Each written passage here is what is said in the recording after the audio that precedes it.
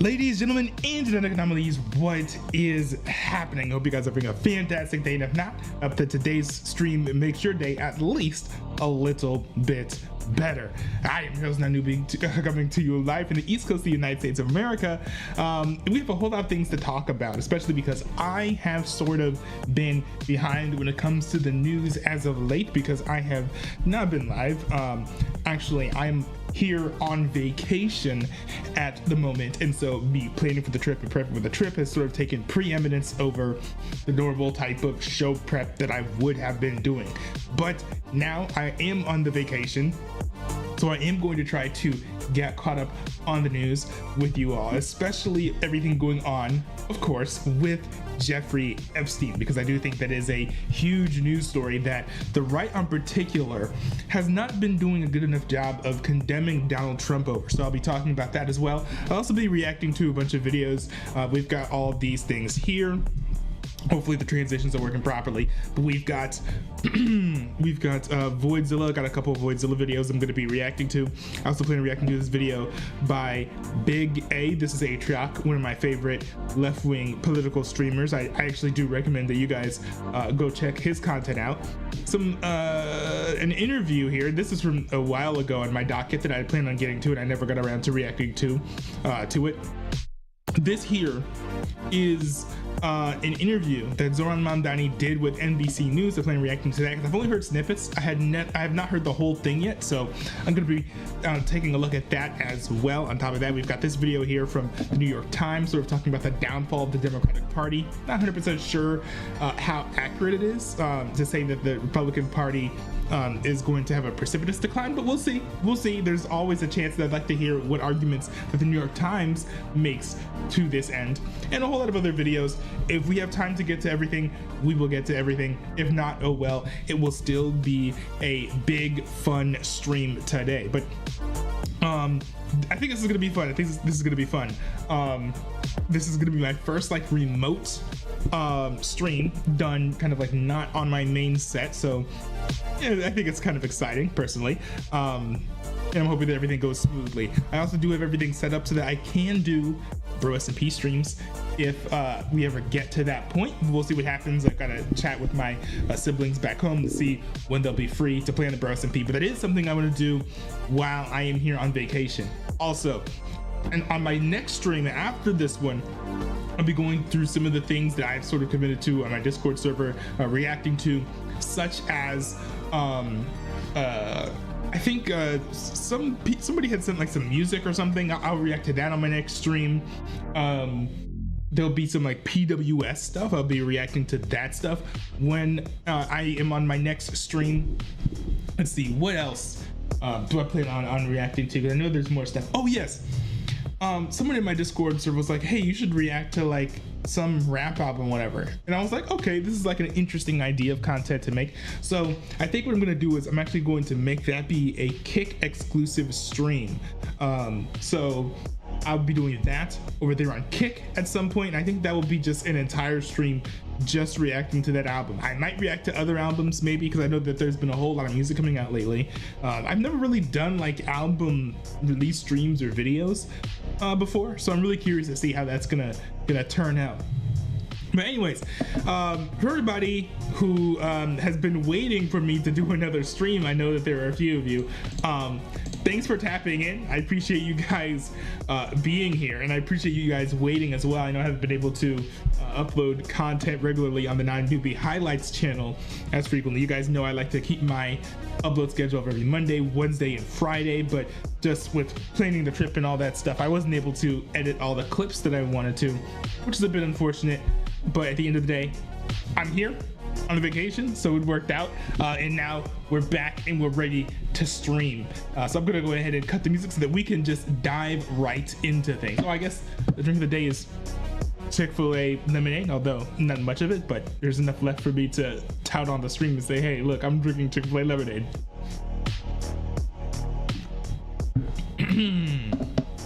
All right, and also the vacation has been fun, by the way. I'm not sure how many of you guys are curious about that, but that's something I might talk about another time on a different stream. Not as focused about that this stream, just because I do sort of want to focus on getting to the stories that I've been wanting to hit for a while, but just I've been too busy to get to. And one of the main ones is this. Here's something that I find incredible, honestly, as someone who leans to the right. Like, you know, I'm not like super hard right or anything. I call myself center right at this point, but I'm still on the right politically. And one thing that I find really, I don't know if I could say shocking at this point, looking at how the political landscape has sort of unfolded over the past few years, but it's certainly unfortunate to see so many people on the right sort of tiptoeing in their condemnation of Donald Trump when it comes to the whole Epstein list situation. Now, I know that MAGA has sort of come up with their own rationale for why it's fine that Donald Trump is defending Epstein and his clients or whatever. But that's like normal, right? You expect this out of MAGA. You expect MAGA to be like, oh, okay, we're just going to defend that Donald Trump did this particular thing. That's their job. It's basically a cult. But outside of that, right, mainstream conservatism, we are still seeing a lot of people sort of tiptoeing around the fact that Donald Trump is covering for abusers. And I think this is very different because some people be like, oh, what about Joe Biden? What about, Barack Obama, previous presidents who, they had the opportunity to release the Epstein list, but they never did. I think it's fair to say, hey, we've had this list in the government's possession for all of this time. Why hasn't it come out yet? That's a fair question to ask, but I think it's also a little bit disingenuous or maybe not disingenuous. I think maybe some of these questions are coming from a legitimate place, a genuine place, but I think it's a little bit misguided to be like, hey, look, Donald Trump not only refusing to release the Epstein list, but pretending to release all the information that exists about the list and lying about what else could possibly be in the evidence that was discovered in the investigation of Jeffrey Epstein. So, for example, him running around saying that there's no list, right? And I think Pam Bondi as well, also saying there is no list. That is a little bit more than what Joe Biden did, which was nothing. And when you put that messaging out, what you're saying is not just like, oh, Jeffrey Epstein did bad things with bad people, but, we're not doing anything extra. No, it's literally saying what Jeff Epstein did some bad stuff, but you guys heard rumors that he was doing bad stuff with a bunch of other people and there's a book somewhere. Oh no, none of that ever happened. There's no list. Epstein had no clients. Like, to sort of just like go to the public and do what's basically PR for a dead child abuser and trafficker is, I think, a step beyond what any previous president has done so far. And I do say this as a Republican, as someone who has voted for Donald Trump twice, that I think that things like this really do need to, I guess, cause a lot of Republicans to at least pause when it comes to endorsing Donald Trump, because there are these claims and rumors that Donald Trump is on the Epstein list. I frankly believe that he's on the Epstein list, even though I admit there's no proof. This is just my opinion here. But I think that he's on the list because, Elon Musk said, oh, you're never going to get the Epstein list because Donald Trump is on it. And we are months out from that X post. And it turns out that, that list has not come out. So, and also Donald Trump is very like indignant about it. And he's got like the sort of emotional defensive response that you would expect from someone who was guilty, right? Not someone who was just like, oh, release everything and you'll see that I'm not on the list. Then he went out and made a truth social post saying, oh, well, the information on the list is fake, which I think kind of insinuates that he is on the list, but it's because he was placed there. So his story keeps on changing about it, which makes it seem like every time he opens his mouth about it, he's lying or he's not telling the truth. But you could set all that aside for the moment, right? Where it's like, oh, maybe Donald Trump is not on the list, and that's entirely possible. I admit that it's possible. We after all, we have no proof, right? No hard proof or evidence that we have no hard proof or evidence that Donald Trump is on the Epstein list as of yet. I will admit that. But at the same time, it cannot be disputed at all that Donald Trump is covering for abusers. And I think when it comes to covering up for abuse, especially in a proactive way, in an attempt to sort of discredit claims of abuse to the best of your abilities, which is what Donald Trump is doing, not refusing to release information, which is what other presidents have done in the past, you gotta ask yourself, is this the type of thing that you can endorse, right? And it's one thing to be like, oh, well, I voted for him because he would have been better president than Biden or Harris, and I get that. I voted for Donald Trump for the same reasons, but it's not like you have to vote for him anymore. Also, you can vote for someone without having the full-throated endorsement of being like, you know what, I'm going to vote for this person, but you guys, I'm not telling you guys that you need to vote for him. You could vote for whoever you like. I think that's a little bit different than a full endorsement where it's like, oh, Donald Trump is the best, you guys need to vote for him. Like, that's an entirely different thing in my mind.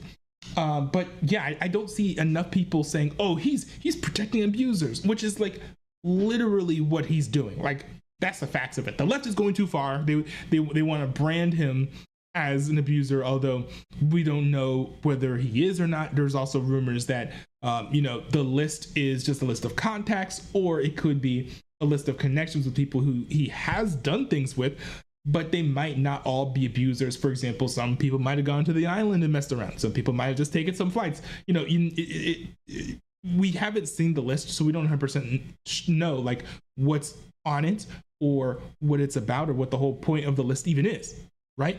But the fact that Donald Trump is so defensive about it, I think says some very negative messaging about what is on the list, what the list is about, and also the nature of Donald Trump's connections with Jeffrey Epstein. I'm willing to say that this is largely conjecture because we don't have evidence yet, but I'm just saying I find this rather interesting, and I do think that this does need to give Republicans some pause. Just my opinion, though.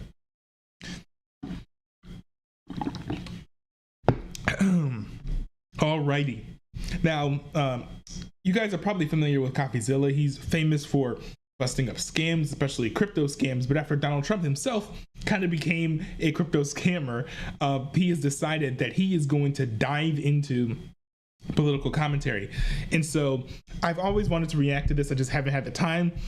But CoffeeZilla on his alt, the Voidzilla, released a video called "So the Epstein List Does Exist." Now he's been covering the whole Epstein situation for quite a while, but now that I'm available and I actually have the time to react to a bunch of videos, I'm finally getting around to this.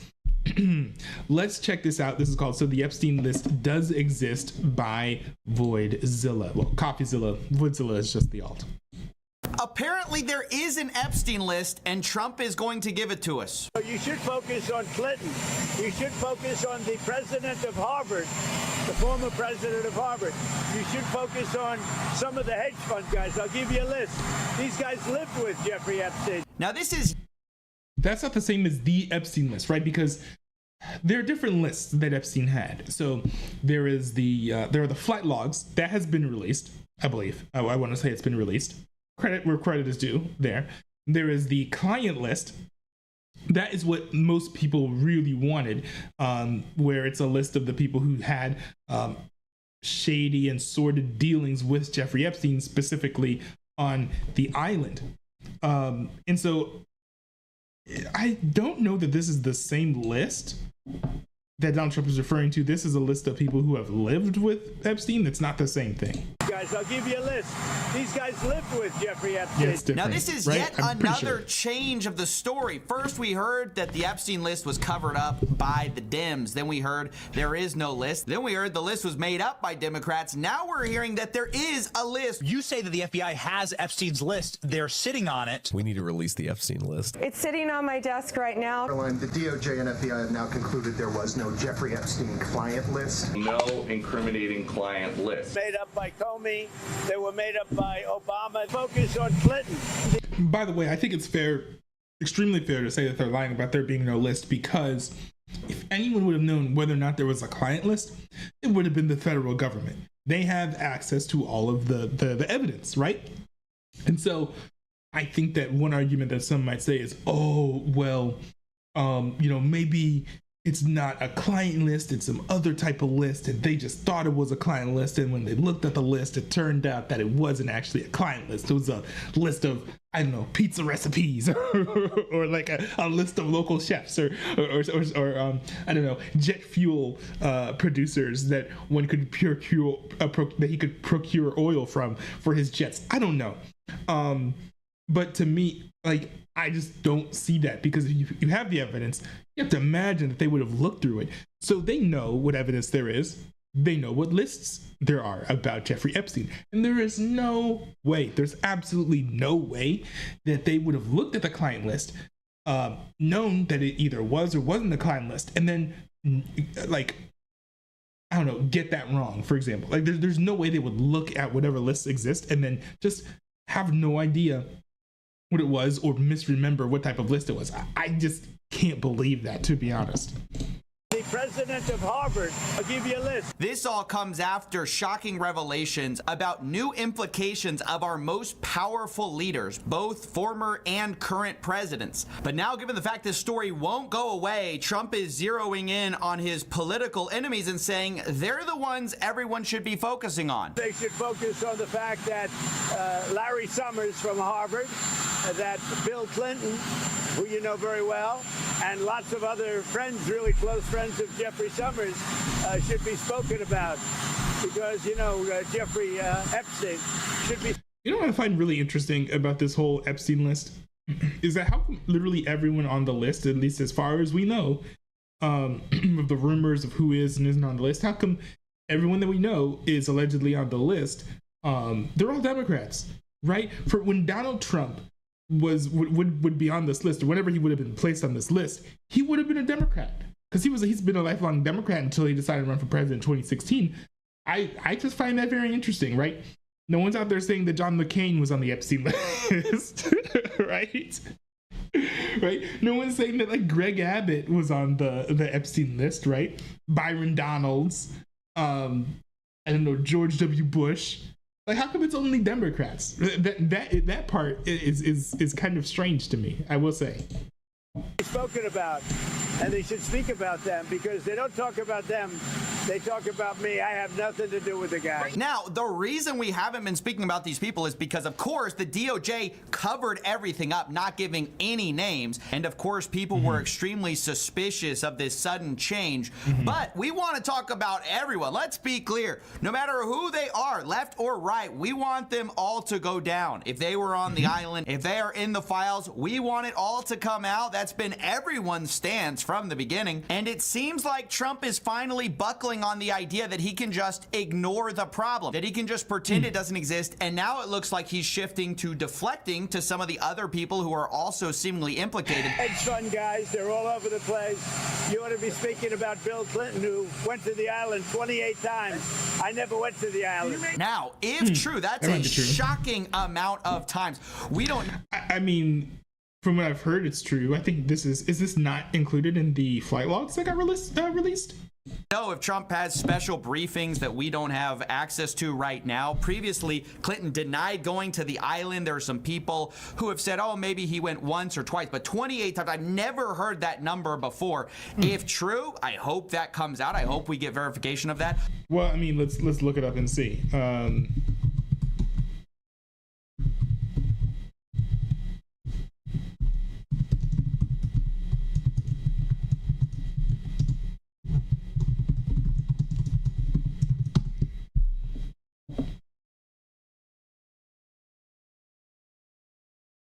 But these are all recent. So this has to be with this. If there's evidence about this that has been made public, this has to be old evidence, because of all the results here are new. In a 2019 statement posted on social media, this is from factcheck.org, by the way, says the 2019 statement posted on social media, a spokesperson for Clinton acknowledged that he has traveled to Epstein's planes during several international trips in 2002 and 2003, and when he was no longer president. However, the statement said that Clinton never went to the Caribbean island that was Epstein's primary residence. Okay, so he's saying that he has never been to the Epstein Island. We see interviews Trump invoked Clinton's connection to Epstein as Trump responded to questions from reporters about his own past friendship with the disgraced financier. Yeah, so it seems like, hold on, let's see. Trump maybe incorrectly referred to the number of times that Clinton traveled on Epstein's planes. Okay, that makes sense. That makes sense, because I was about to say, like, and this is why I decided to look it up. 28 is a very specific number to just make up, right? I mean, sometimes people do just make up numbers on the spot, but I was like, 28 sounds like a citation rather than a hallucination. So it seems like Trump was referring to something actually real. It says in August 2019, Epstein's claim was that Clinton was on his plane 27 times, not that he had been to the island often. Now, if that's the case, I wonder if Trump was actually trying to refer to that and just misspoke. That's certainly a possibility. I don't know how likely that is. Of course, it wasn't just on the island where these bad things happened. And the other surprising twist in this, where the narrative is sort of changing, is that Trump is softening his stance on this letter that he supposedly wrote. Initially, he said, it doesn't exist. I never could have written it. Now he's saying, oh, it could exist, but if it does, someone else wrote it. I don't know what they're talking about. Now, somebody could have written a letter and used my name, but that's happened a lot. All you have to do is take a look at the dossier, the fake dossier. So seemingly they're laying the groundwork. Oh, I think this is about the letter with the naked lady with Trump's name written on it or whatever. That whole thing was kind of weird. I've got no idea whether or not I should believe that. It could have been something written like to both of them. Maybe it was written by someone else named Donald, because remember, it doesn't say Donald Trump, right? From what I know of the letter, it doesn't say Donald Trump on it. It just says Donald. Epstein had a lot of friends. You could have had a friend named Donald something else, I don't know.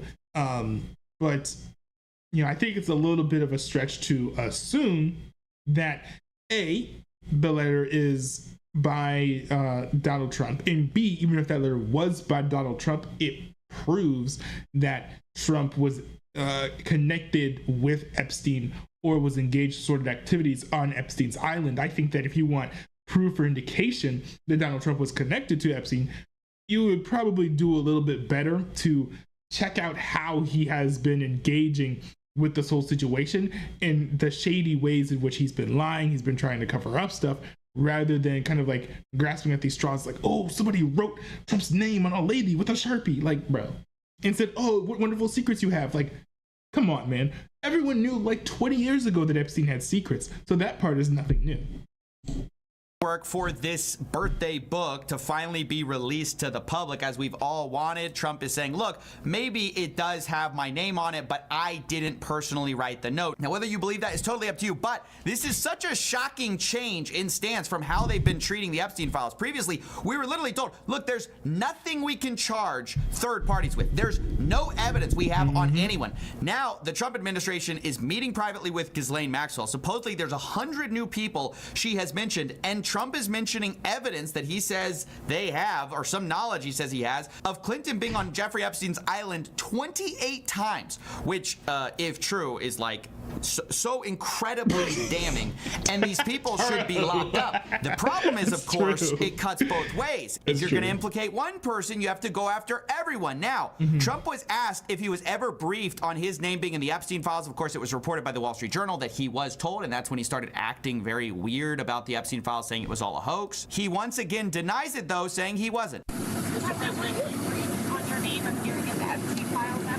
No, I was never briefed. No. Now, we have really good reporting on the fact that this seems like a blatant lie. The White House barely even denied it, and the DOJ didn't deny it. So this seems to be just a blatant cover-up, as Trump appears to be deflecting onto other people, which, again, we should focus on those people as well, but we can do both at the same time. Right. We should be talking. I mean, the whole thing is that we just want everyone's names to be out there so that we can be like, okay, we know who and who wasn't a part of the club. And hopefully, based on the details in the list, we also know what these people did on the island specifically.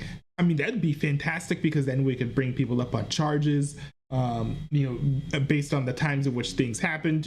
We've got the statute of limitations and all that jazz. But at the very least, these people can be exposed and disgraced publicly for the heinous acts that they have performed. About all of these people. Now, in light of recent talks about Ghislaine Maxwell getting pardoned, stuff like that, Trump has now said it's not the time to talk about pardons yet, although once again, he doesn't rule it out. And then he says that if you're going to talk about Ghislaine Maxwell, if you're going to talk about Epstein, talk about Clinton, don't talk about Trump. A lot of people are asking me about pardons. Obviously, this is no time to be talking about pardons. But a lot of people have asked about pardon. This is just not a time to be talking about pardons. Todd will come back with whatever he's got. You make it a very big thing over something that's not a big thing. You should be talking about, if you're going to talk about that, talk about Clinton. What? Hold on. How is the Epstein list not a big thing? This is like a massive interconnected web of famous people, rich people, and politicians all together doing what, for everything I've seen seems to indicate that this is the case. Connecting together to abuse children, and also Jeffrey Epstein using that information to blackmail a lot of famous, intelligent, and important people. I don't know how that is a small deal. In fact, I'm quite certain that it's not a small deal, especially because many people involved with that are probably still in American politics today. Now, some people are probably defending, not probably, I've heard them say this. A lot of people are defending Donald Trump refusing to release information in the Epstein file, saying, oh, well, it would crumble the democracy. Well, because a whole bunch of American politicians and leaders would have to get arrested and stuff. And it's just like, well, if you were doing that stuff on that's included on the list, then you should be gone, right? And I don't care how much instability that causes, because I think it's worth it. You have to get these people out of office. And I think that actually includes Donald Trump, right? Donald Trump has to be impeached and removed if it turns out that he's on this list. I think that is just such a blatantly, obviously disqualifying thing that no one who has been involved with Epstein's dealings in that way should be allowed to be in public, not allowed to be in public office. I'll say this: the American people should not allow them to be in public office because they should not be voting for them. I just want to couch my language. I know, especially how sometimes people will take words that are supposed to be political and they'll take them to mean violent things or whatever. No, I'm not talking about going after these people violently. I'm not even a big fan of the whichever things. Like there are more peaceful ways that you can procure the death penalty. But I'm just saying that, this is such a big thing that I don't really care how much instability releasing the list causes. You've got to release the list so that these dirty deeds can come to light. Talk about the former president of Harvard. Talk about all of his friends. Talk about the hedge fund guys that were with him all the time. Don't talk about Trump. Well, how about we talk about all of you guys? Because while Trump tries to separate himself and say, oh, you can't talk about me, you got to talk about all these other guys, it just seems like we should be talking about everyone who appears in the Epstein files. And now, as the White House softens its approach on the complete denial and shutting up of the Epstein files, now the goal is just to distance the president from any liability, which is why Ghislaine Maxwell's private meeting with him is so concerning. Today, the president was also asked about whether he was part of the decision for the House Republicans not to release the Epstein files. He says this is just conspiracy theories. Did you ask House Republican leaders to not vote on the resolution about I was never involved in that. I'm focused on making deals. I'm not focused on conspiracy theories that you are. Once again, this is kind of a funny idea, being that this administration and the surrogates are part of the people who pushed this whole thing from the very beginning. So to call it a conspiracy theory now, to be making fun of people who are asking basic questions about that, is just bizarre and strange again. But I do think it's worth noting this radical shift in the approach of talking about the Epstein files. Remember, it was that it's a cover-up, then it was the list doesn't exist. Now they're saying the list does exist and they will produce it. So what names actually they're gonna produce? I think it's anyone's guess. I hope they produce all of them. I'm doubtful. I think there will be some omissions, but it's a credit to all the people who won't stop talking about this that at least there is a change in the approach, and it looks like they're gonna have to release some of the files. I mean, my thing is, I am pretty sure that, you know, even if Donald Trump does end up releasing more files, the Trump administration ends up releasing more files, it's just going to be like a drip, drip, drip. Like, it's not going to be what it is that we want to see. Like, there's no way he's releasing the client list. Let's just keep it 100. There's no way that he would release the client list. So, if we... I think that Donald Trump will sort of use a partial release of information to distract Americans from the fact that we still don't have all the information that we need. And I think that it's just really important that observers of American politics refuse to let this go and be like, no, no, no. I understand you're trying to distract me with this one thing, but we gotta keep our eye on the ball here. Give us the full Epstein list. Give us the list of all of his clients, because until then, I think there should be no rest from the people who actually care about this situation. Donald Trump should not be left off the hook for this at all. No, that's not the right terminology. It's not the right phraseology. I should be saying Donald Trump should not be let on. Yeah, no. Donald Trump should not be left off the hook. I think that's the right phrasing, right? Donald Trump should not be left off the hook for this. So that's one Voidzilla video. I did want to react to another one. We've got another one here. We've got this video from Voidzilla called Epstein Rewrites Are Making Me Crazy, which honestly, I completely sympathize with his thoughts and his feelings here, because like, I kind of feel the same way, except I don't feel crazy because I don't believe what the administration is saying. I think that it helps a lot, right? Because if you don't believe him as he's lying, then, you know, of course you're just gonna be like, oh well, yeah, that's kind of what I expected him to say. So anyways, here goes. This is a shorter video, but I'm really curious to see what CoffeeZilla's thoughts are on Jeffrey Epstein's the latest developments, because this came out just 20 hours ago. There are more rewrites in the Epstein story than in a Harry Potter fan fiction. It seems like every time I turn around, huge parts of the story, of the official story, have been completely changed, to the point that the most interesting part of the story are the rewrites, the changes. Many people, like myself, have been obsessed with the fact that the facts keep moving as we move the goalposts. First, it was the Epstein list. It existed, it's a cover-up, then it doesn't exist, now it's a hoax, then Trump's gonna give us the list. Then we have the changes to the Epstein footage story. It doesn't exist, yes it does, here's the raw footage, except no, we saved it in Premiere Pro multiple times. Yeah, but weird. Now... Oh, yo, wait, I heard a recent report that there was no cut in the original footage. Now, I don't know, I think this might have been leaked to the New York Times. I don't know how accurate this is, but I did hear a rumor that that is the case. So it's like, now that doesn't shock me at all. You know, I assumed that. I always thought that the whole, like, oh, the recorder skips a beat every day was kind of like a BS response. Like, I was pretty sure that, like, that wasn't true. But, you know, having that confirmed with an anonymous source is certainly interesting, to say the least. Now it's a hoax, then Trump's going to give us the list. Then we have the changes to the Epstein footage story. It doesn't exist, yes it does, here's the raw footage, except no, we saved it in Premiere Pro multiple times. But now we're getting changes to the story of the very breakup between our president and Jeffrey Epstein. Look, for years we've been told that Trump kicked out Epstein from Mar-a-Lago because Epstein harassed the daughter of another member. This apparently all happened in 2007, and it sort of symbolized proof of how the president couldn't have been involved in this. After all, why would you kick someone out for being creepy if you were somehow involved in all of it? But now there's a news story coming from our president himself. He expounded in Scotland about the real reason that Jeffrey Epstein and him had a falling out. Okay. He stole people that work for me. I said, don't ever do that again. He did it again, and I threw him out of the place. So there it is. Rather than a member's daughter being harassed, it seems like instead it was over a worker dispute. Immediately after. Let's be honest. It could be both. Right. And I actually heard this story this past week, and that was my thought. I was like, well, it could be both, right? Could be harassing someone's daughter. Could be, that he was poaching employees.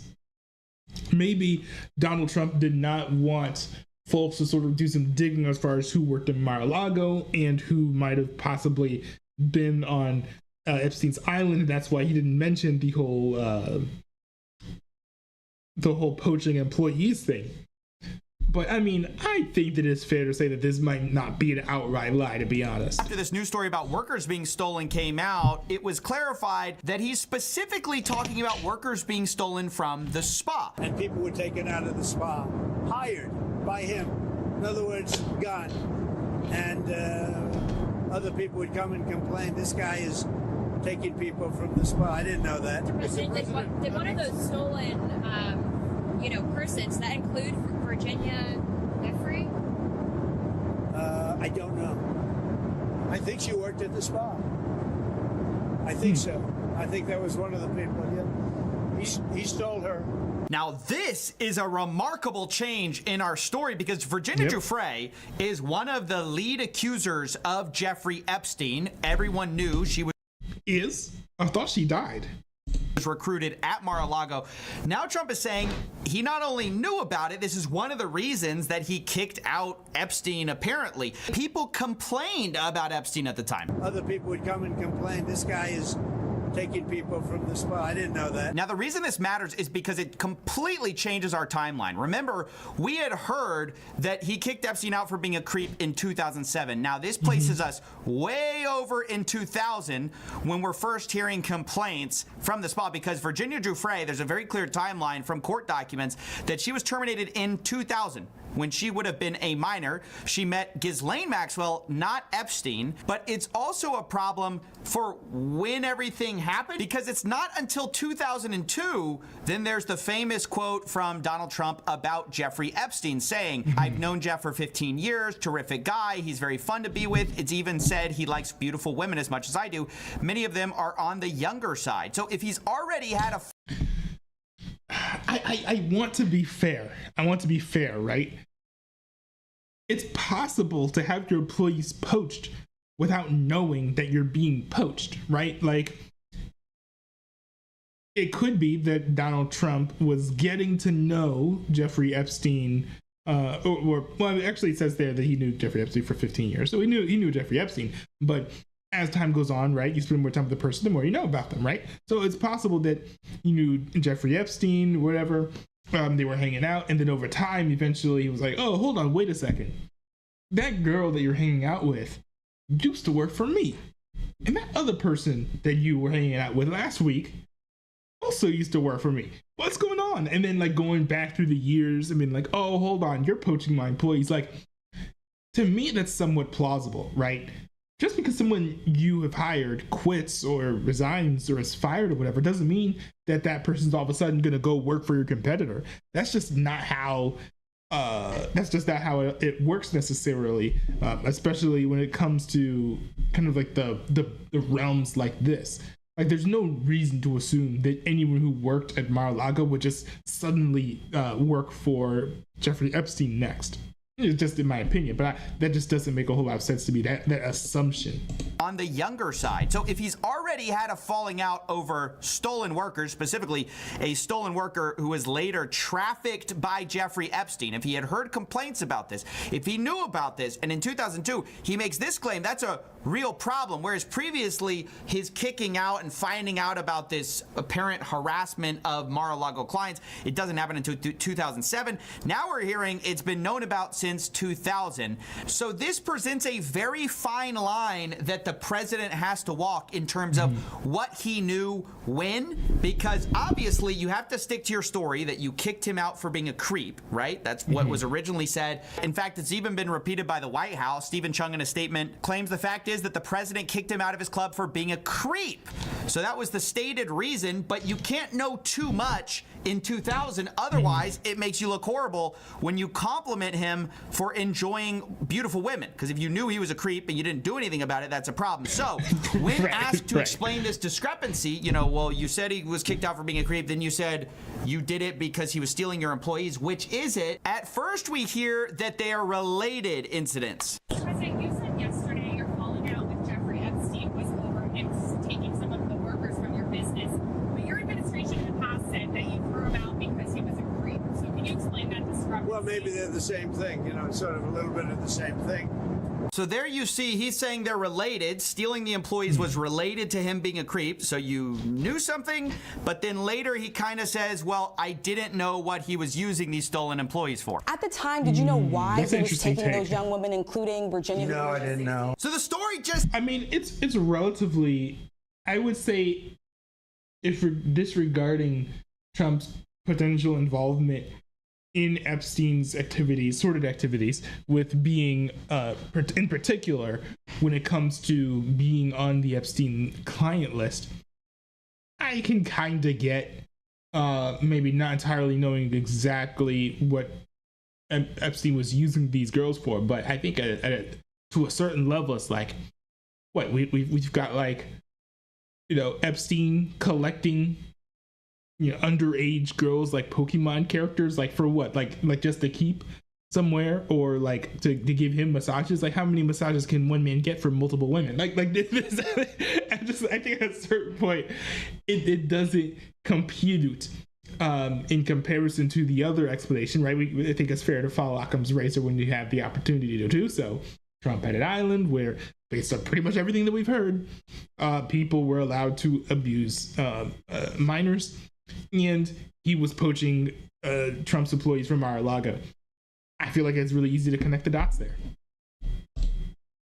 Keeps changing. I mean, it was 2007 that he kicked him out and closed his membership. Then it's 2000 when Virginia Giuffre was stolen because somehow that was creepy, but he didn't know what was actually happening. So why is it actually creepy that your employee gets stolen? That happens all over the time in companies everywhere. In fact, once again, the White House is adjusting their story, saying that it's just the taking of employees that is creepy. Quote, taking employees is most definitely creepy. How? If you don't know what's happening with this spa employee, how's it weird? Why are they saying, oh, we didn't know anything, but well, I guess it depends on which sense you're trying to take the word creepy in. Like, it's predatory, for sure. One would argue that predators are creeps. But yeah, you could, maybe they're playing a little fast and loose with the language there. At the time, it was creepy. I don't know. It's honestly insane. It makes me crazy following the story, and I have to document every time the story changes so you guys don't believe this nonsense. I mean, it's like, it is complete gaslighting. It's driving me crazy, and yeah, I just have to talk about it because we can't allow them to do this. Yeah, I mean, fair enough. And I'm glad that CoffeeZilla, at the very least, is one of the few people who's willing to go like, hey, we can't let this go. Because a lot of people, I think, are easily distracted if major news events happen in the future. That might cause people to be like, oh, well, you know, what's going on with the Epstein thing? I thought it all got sorted out. But yeah, no, it certainly has not been sorted out. Donald Trump is still covering for abusers, and I think it's worth keeping your eye on this story to see what happens next. All right, let's see here. So let's see, what's the next story that we got here? Okay. We've got this video from Atrioc here, and I don't know that I've reacted to an Atrioc video before. But this here is from Atrioc. This is pretty recent. This is from, I think, yesterday, I believe. And it's called He Shot the Messenger. I believe the numbers were phony, just like they were before the election, and there were other times. So you know what I did? I fired her. Right. And you know what? I did the right thing. This is Banana Republic stuff. I don't know how else to say it, all right? I'm sorry I'm recording offline. I'm about to fly to Canada, and I'm not even sure they're going to let me back in the country after what I'm done saying. Okay, listen, what? You might have noticed, if you're watching the markets today, that they're a bit jittery, a bit down, quite down, especially the Dow. The reason they're down is Two parts. Number one is a fresh round of tariffs that Trump announced, 50% on Brazil and a bunch of other ones that are supposed to come out in 6 days on August 7th. And that could be it, but the market has sort of learned not to take him too seriously on this stuff and on the dates and deadlines he sets. Yeah. The other thing that happened today was that we got a horrendous jobs report from the Bureau of Labor Statistics, the BLS. This report that we just got, when you look at the July numbers and the revisions, he says this is the worst major economic report we've gotten since the end of the pandemic. That's a crazy revision. I heard that there was a good jobs report, and I know that jobs reports get revised, but to be off by over 500,000 people is kind of crazy. Worst major economic report we've gotten since the end of the pandemic era. A horrendous. I wonder where this data came from. I hope it's accurate. Job report. Well, actually, no, I don't hope it's accurate, but I would prefer that these reports are not false and that people are not just like running around lying to deceive the American people to spark a panic about the American economy. We've gotten since the end of the pandemic era. A horrendous job report. Let me just go through it. They expected something like 112,000 new jobs. What they got was 73,000. But this is before the downward revisions because they also downward revised the past 2 months. May and June were 144,000 new jobs when they announced it in May, 147,000 new jobs when they announced it in June. However, those were revised down to 19,000 and 14,000. They cut 250 plus thousand jobs out that turns out weren't real. That's and crazy. There's been a consistent pattern. But I sort of, that does track. That makes sense. Like I know people who over the past year, more or less, have lost jobs and they've been looking for jobs for months and they still are unhired. So, you know, I think that this is finally the data starting to reflect the reality. I think Atriak in a prior stream or video or something, he had said, you know,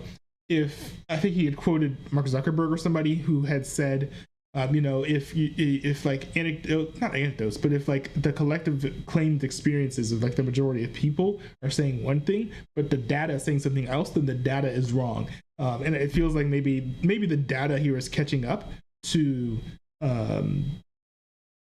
what is reality, or maybe data is catching up to the experiences of real life Americans. Consistently, since basically 22, the BLS has consistently over-announced jobs and then revised it down. And the downward revisions are getting big. So this implies... Yo, upward revisions are crazy. Look at those upward revisions in like 2021. And then revised it down. And the downward revisions are getting big. So this implies, based on this pattern, that even this terrible, anemic 73,000 number from this month is probably going to get revised down too. These are really bad jobs numbers, especially... Honestly, if that number gets revised down, I would imagine that it would be in the negative at this point, looking at the trajectory from the 2 prior years, and that is not good. I mean, we look at the chart. There isn't even. I mean, I guess it only goes back to 1 year, but there's no bar on this chart that goes into the negative. There's no bar on this chart that goes worse than the last. The last 2 months. So. From this month is probably going to get revised down too. These are really bad jobs numbers, especially if you drill into where the jobs growth is coming from. Where are these few jobs even getting hired in? Turns out they're in healthcare and social assistance employment. Our entire country, the only job growth is happening to care for the old and sick. As we get older and sicker as a nation, there is some job growth in taking care of that. But everything else... Well, hey. You know, let's be fair. It's good that sector is growing, because I was actually thinking about this. Our society is kind of going to become top heavy, like Japan. I think Japan and South Korea are having this problem. I think maybe South Korea more so, where it's like the majority of people are old and there are barely enough young people to take care of them. So it's good that that sector is growing, because we are kind of going to be able to brace ourselves for that reality.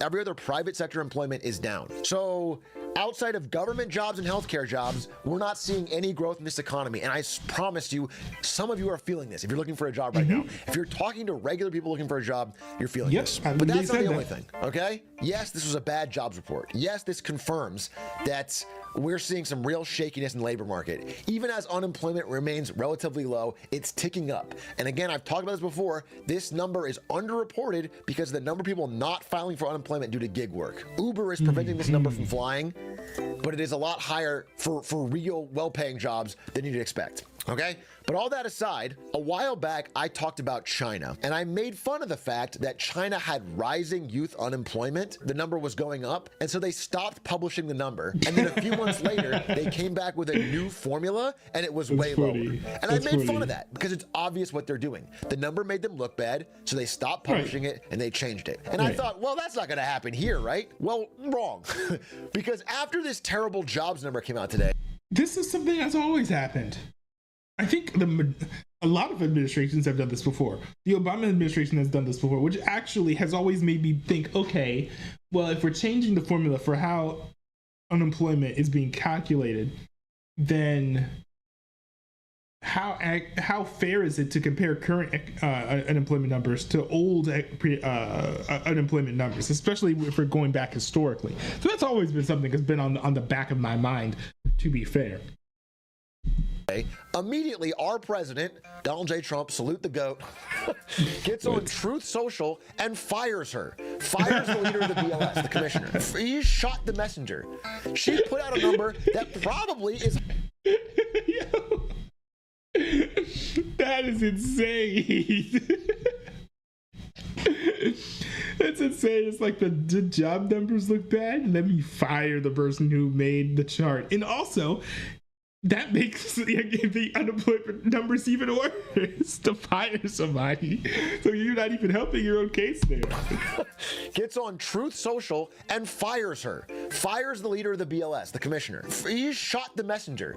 She put out a number that probably is higher than it should be, and he fired her for this rigged number that is trying to make him look bad. This is Banana Republic end of cycle shit. Yeah, it's absurd, man. It's crazy. We can't even trust the data. He's going to put in a puppet that's going to say we have 10 million new jobs in August. But let's be real. I think we can all tell what direction this is headed in. The unemployment rate is ticking up. Good jobs ticking down. We're a nation of the caring for the old and sick. Now, there's one area I do want to talk about. But first, let me continue a little bit. This is our current employment statistics. Actually, I'm sorry, this is an older graph, but it compares the number that comes out from the BLS, even the revised number, and then a separate methodology from the quarterly census of employment and wages. Now, this is important because this is very delayed. It takes a year plus to publish, but is way more accurate. This is the one like you could get the most accurate depiction from. And if you look at this, it is trending terribly. So the idea is, based on this, which is a leading indicator, a lagging indicator, it takes a while to catch up to the modern data, but that we're headed in a really, really bad direction on employment and wages. And that once the data catches up to that, we'll see it for what it is. And that's where we find ourselves. So what is working in this economy outside of being a toady for Trump that he hires? Okay? Like I mentioned healthcare, like I mentioned social care, like I mentioned some government jobs. Outside of that, not only no growth, but negative growth, layoffs. Or the one other thing keeping this entire market up is big tech earnings, okay? Zuckerberg and his smart glasses. Meta just put out the revenue, their earnings report, and it was stellar. They beat on top and bottom line. Well, the thing is, that's not going to help unemployment because they're not, I don't think that they're hiring new people to work on their AI stuff though, right? So like, that is not the good news. That's not even as good as Atriak is trying to make it out to be. Both revenue and profit were up, and they did great. The stock popped 10%, okay? If you are part of a elite class of AI researchers, you're getting paid absurd amount of money. And those companies are doing very well. If you have stock in the few big tech companies. Outside of that, nobody is seeing a good time in this economy. If you're not caring for old sick people or working as an AI researcher, you are seeing your material earnings decrease and you are seeing a more difficult time finding jobs. That's just the reality of it. I don't care how they spin the numbers, and I don't care who Trump hires to put in this BLS position. Just drop the L. It's going to be BS. Okay? Yes, it's going good for Zuck. Yes, it's going good for NVIDIA. Jensen Huang signing titties. Microsoft had a good earnings beat. Most of the big seven, outside of Tesla, is doing quite well. Yeah. Okay? Yo, hey, maybe if someone were to firebomb the headquarters of the other big tech companies, not saying that anyone should do this, by the way, of course, but maybe if someone were to firebomb the other big tech companies' headquarters, then there'd be an equilibrium, and then we would all see them tanking at the same rate. But that is not the sign of a healthy economy. I think it's fair to point out that the whole Tesla thing, their stocks going down, is not indicative at all of their products. Their products are more or less fine, right? You can ignore the Cybertruck. Their products are more or less fine. The reason why their stocks are going down and tanking is literally just because of terrorism, not to do with the equipment failing, the cars being bad, X sucking, nothing like that. Outside of Tesla is doing quite well, okay? But that is not the sign of a healthy economy. By the way, worth mentioning that even among these tech earnings, Zuckerberg might come out and say people without AI glasses will be at a disadvantage in the future, which is an easy thing for someone to say who's selling AI glasses. But the actual AI or Reality Labs part of the company is still losing money. All we are seeing from these earnings is that Microsoft and Apple and Google and Meta are dominant companies, and their main business is doing well. And there's no real sign, even in these earnings, I listened to all the earnings calls, that they can actually tie that back to AI. Like Microsoft is making more money, but they forced Copilot into all their Office subscriptions. Does that mean AI caused them to be able to raise prices? I think they just raised prices and no one can go anywhere. Let's be real. The only person making real money is NVIDIA, who's buying, or who's getting chips bought from all these people. Anyway, enough said. Amazon, worth mentioning, they were the only ones to be a little more honest in their earnings, and they dropped. They basically said, yeah, we're growing. They had a pretty decent earnings, but we haven't really found a way to make AI profitable yet, and their stock didn't do that well. So it's interesting. It's interesting. I mean, they're facing a lot of competition from cloud. So I just want you guys to know that we find ourselves in a really weird day. And I wish I was able to live to talk about it more, but that's what's going on. Donald Trump is openly shooting the messenger. Even, my God, dude, even one of his biggest defenders, Mr. Wonderful from Shark Tank, went on CNN. Look, Kevin O'Leary. We had a bad print on jobs. And the reason I have my head in my hands right now is that, like, I always knew that Donald Trump's second term was going to be worse than his first term. I always knew this. I think I was the one saying this from the moment that he decided that he was running for president. But I think that it is his presidency is so rapidly careening into, like, maybe not calamitous failure, but certainly failure territory way faster than I ever expected. Like, one of Donald Trump's strengths in his first term was his steering of the economy. Right. I think that he did a fairly good job of that, more or less. He was able to incentivize production of both energy and products in a way that his predecessor was not. I just was rather impressed with his handling of the economy.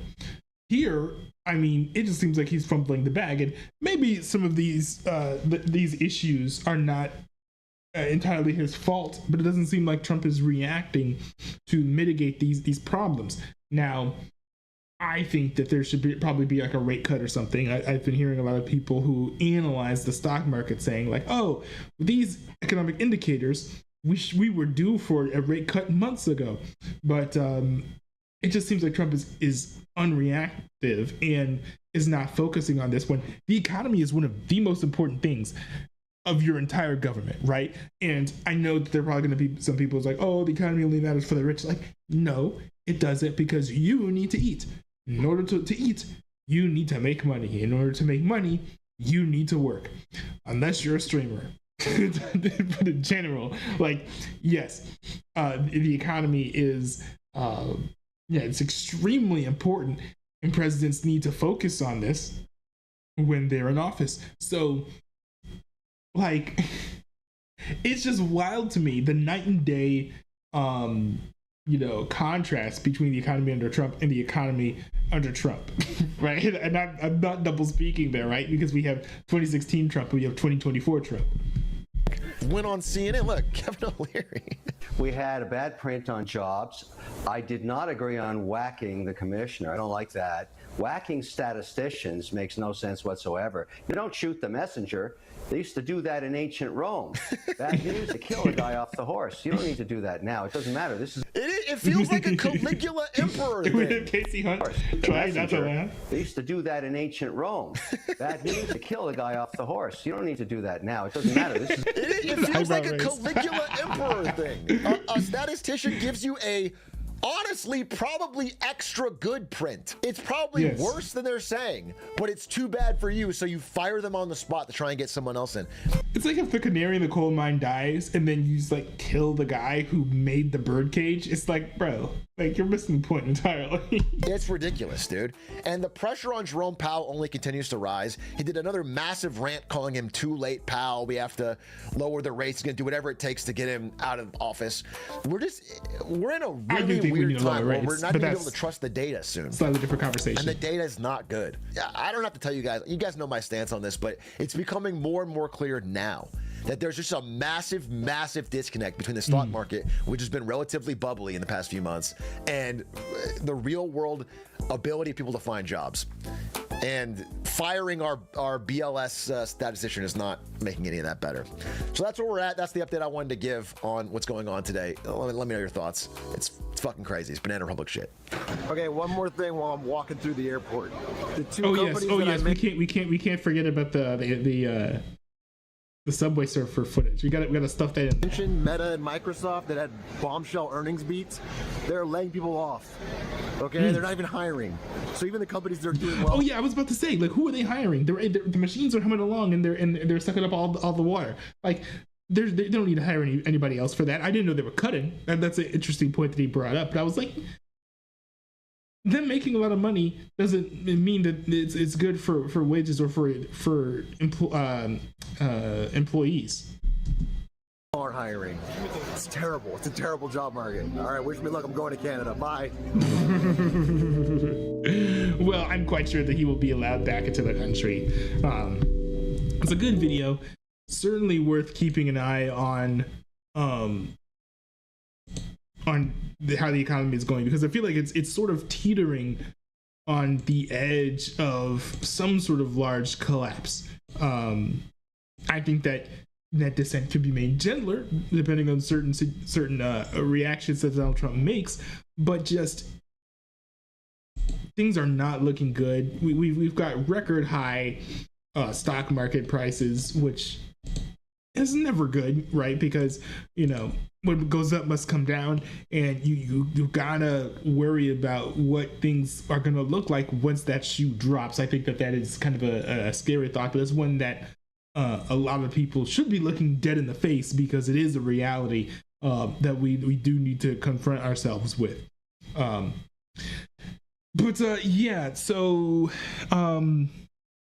There's more stuff that I want to react to, but I think I'm going to take a pause and take a break for right now. I might do a stream later on in the day, but if not, I will be streaming from a new location tomorrow. Looking forward to that, and looking forward to getting there. To be honest, like if I'm just gonna keep it 100, I'm just tired and I just want to take a nap. Like, I got up early yesterday and I got home late last night and I went to bed even later. So there might be time for like a story time or something. I did take some vlog footage. It's not on a device I have with me right now, but I did take some vlog footage because I am excited to share that footage with you guys, because it was a pretty cool trip, pretty fun trip. I got to see some things that I've always wanted to see, so that was really cool. But yeah, no, that just had me wiped. I spent the majority of the day getting everything set up for this stream. Went out, got this mouse because the trackpad wasn't working properly. Took a lot of testing. I moved some desks around. It was kind of like a whole thing. So I'm still kind of like wiped a little bit. I think I still need to recharge. So I might do a late night stream where I react to the rest of the stories that I had there on the docket. But yeah, no, for now, I think I'm going to call the stream. Thanks to everyone who tuned into the stream. I do appreciate each and every one of you, although I don't think I saw any of you guys sending messages into the chat. You know, it's not really all about that. It's about the love of the game, having fun streaming. I love streaming, so that's really what it's all about. And I just appreciate each and every one of you guys who decides to join me, you know, along the way. But in the meantime, thanks everyone for tuning in. Once I get back on my schedule, I will be releasing a video every Monday, Wednesday, and Friday at noon on the Non-Newbie Highlights channel, so don't forget to check that out. And I guess I will see you guys in another stream. Peace out, y'all.